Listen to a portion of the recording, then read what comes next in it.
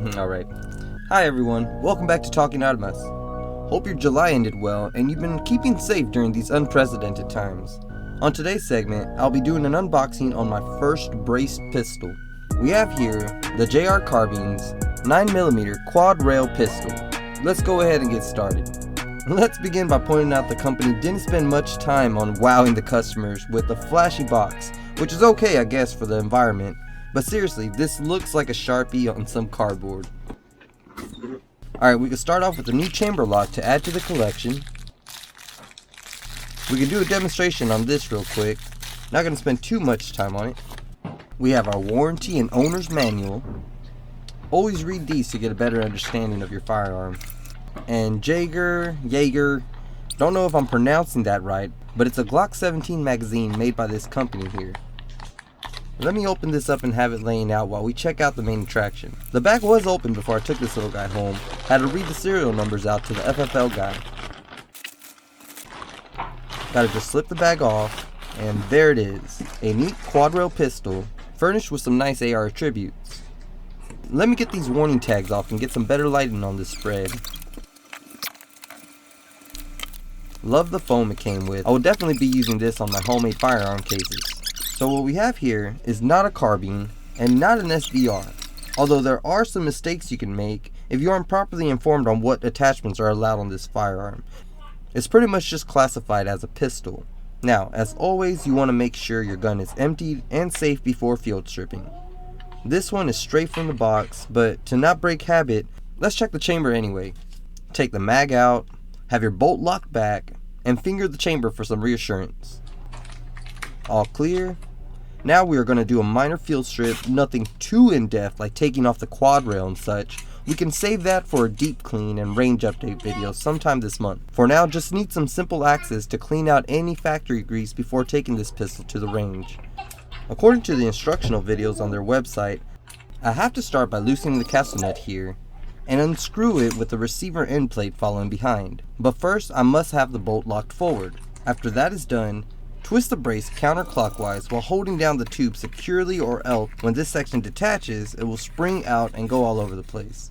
The buffer and buffer spring should just plop out like so. Here's a quick view of these two components.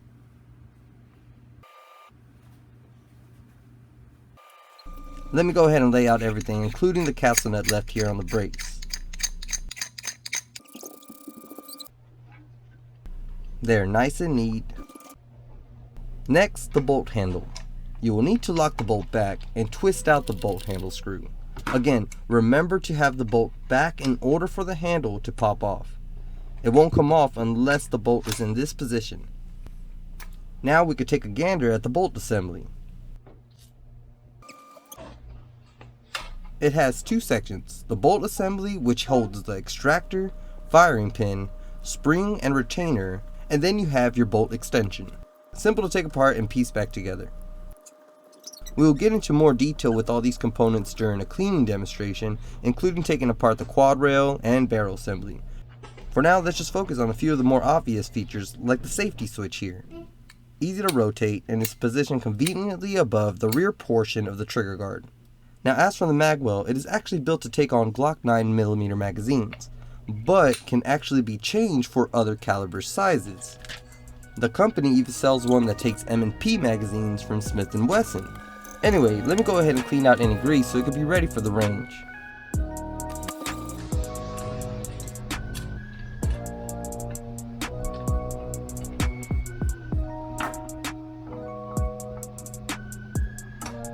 Man, well that was pretty dirty.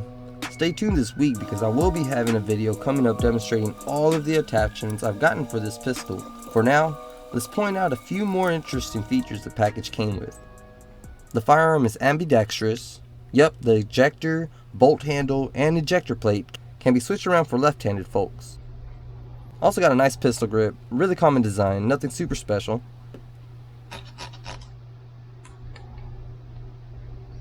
The gun also comes with a nice flash hider. I would love to have a suppressor sometime this year, just gotta get the paperwork started someday. Let me go ahead and get a nice view of the barrel grooves real quick. As always, in my opinion, very mesmerizing. Now back to the magazine it came with. It was somewhat difficult to load, but a speed loader should help with that. I am more ecstatic about the 33 round stick I ordered from Brownells, but we'll save that for another video as well. Let's have a little fun labeling out the spread we have so far in case you need a guide before piecing this thing back together. We have the Shockwave pistol brace. I would like to get into more detail about this feature, especially the controversy behind its legal battles. A castle nut, receiver plate, a bumper and disc that slid out of the brace earlier, buffer spring, bolt handle and screw, bolt assembly, Jaeger Glock 17 mag, a red chamber lock, instruction manuals, and the receiver barrel assembly, which consists of the barrel, quad rail, receiver, magwell, pistol grip, trigger guard, and a few other components we will talk more about after a range test. Alright, on to piecing everything back together. We can start off by inserting the assembled bolt and aligning the handle port right here behind the catch area. But before you can push the bolt in, you have to be ready to press down on the hammer here in order for the bolt to slide in. A flat screwdriver should do the trick, so let's go ahead and get this done. It may take a few tries.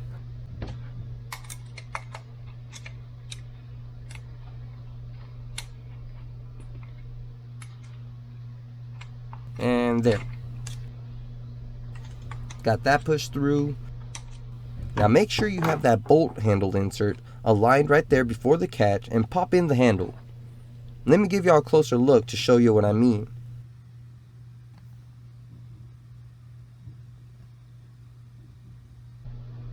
Gonna get the screw and handle together, wiggle this into place, screw down, and push forward.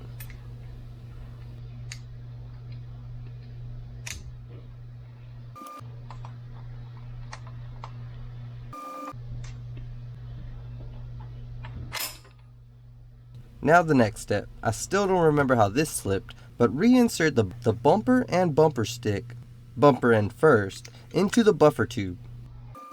Have your buffer spring and buffer resting inside and place the castle nut and receiver plate onto the tube's threading.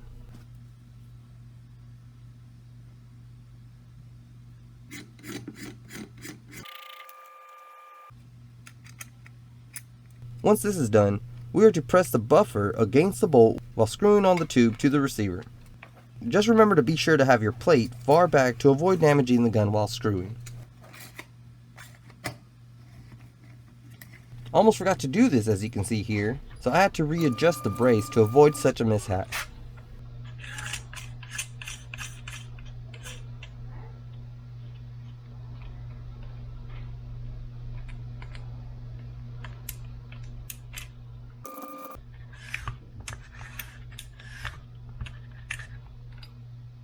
Once the tube is rotated to its limit, rotate the tube back a little and secure the assembly with the receiver end plate and castle nut. Should be easy by hand, but definitely recommend tightening with a wrench like the one I got here from Right Carbines. They were really cool with my order and sent me a free sticker I begged for my laptop. Nice folks up there in New York. Anyway, let's wrap up this video with a little trigger test. Gonna place a snap cap here for the dry fire. Now one cool way I like loading this pistol is by having the bolt catched and simply slapping it like so. Has a pretty cool sound to it. As for the trigger pull, it is short, has a minor tense click, and I'm sure has a great reset. We'll get a better understanding of that when we give this gun some range time. In the meantime, I hope you enjoyed this unboxing. Again, we'll be getting into more detail regarding the features and ATF guidelines behind proper use of the pistol brace on another video sometime soon. Until then, have a great day, and as always, safe shooting.